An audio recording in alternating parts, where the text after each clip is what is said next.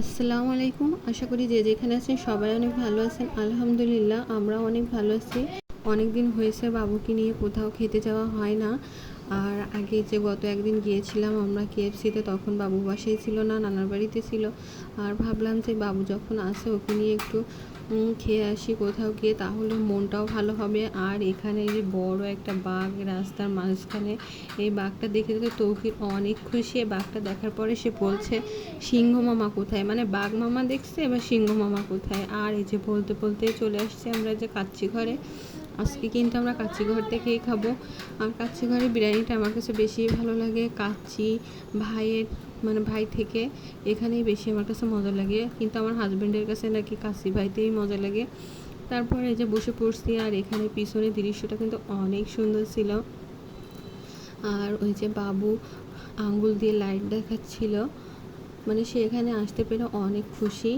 আমাদের বাড়িতে ওইভাবে কোনো বাচ্চা কাচ্চা নাই, মানে আমার হাজব্যান্ড একা, ভাই আর একটা বোন আছে, ওর বোনটার বিয়ে হয়ে গেছে। ওইভাবে ওর কোনো খেলার সাথী নাই, এর জন্য ওকে নিয়ে মাঝে মধ্যে মানে বেশিরভাগ টাইমে একটু বের হওয়া লাগে বাচ্চার মন খুশি করার জন্য। এতে কিন্তু বাচ্চার মনটাও কিন্তু অনেক ভালো থাকে। আর হ্যাঁ, আগে এখানে মানে যেভাবে দিত, এক পিস বড় মাংস দিত, আর তখন দাম ছিল 200 টাকা, কিন্তু এখন 250 টাকা হয়েছে। আর এখানে 2 পিস মাংস দিয়েছে, মাংস দুইটা কিন্তু ভালো ছিল, মানে হাড় কম ছিল। আর এখানে যে শসা, পেঁয়াজ, তারপরে কাঁচামরিচ এইগুলো দিয়েছে। আর এর সাথে কিন্তু একটা ডিমও দিয়েছিল, চাটনি ছিল সাথে, বিরিয়ানির সাথে চাটনি খেতে কিন্তু আমার খুবই ভালো লাগে।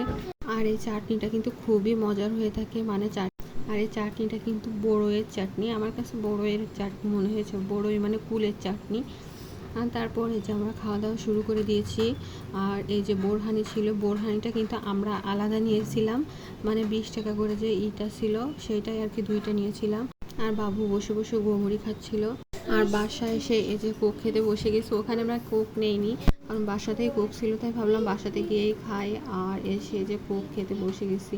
আমার বাবুও কিন্তু কোক অনেক পছন্দ করে, মানে আমার হাজব্যান্ড, বাবু, বাসার সবাই মোটামুটি কোক অনেক পছন্দ করে। কোক খাওয়া শেষ করে যে বাবু এলোমেলো করে রাখছে ঘর, তার বই খেলনা দিয়ে সব কিছু দিয়ে এলোমেলো করে রাখছে, সেইগুলাই আর কি গোছাচ্ছিলাম। ও সব সময় ঘর এইভাবেই এলোমেলো করে রাখে, মানে যতই গুছিয়ে রাখা হোক না কেন, ওর খেলনা দিয়ে ঘরটাকে পুরো এলোমেলো করে রাখে।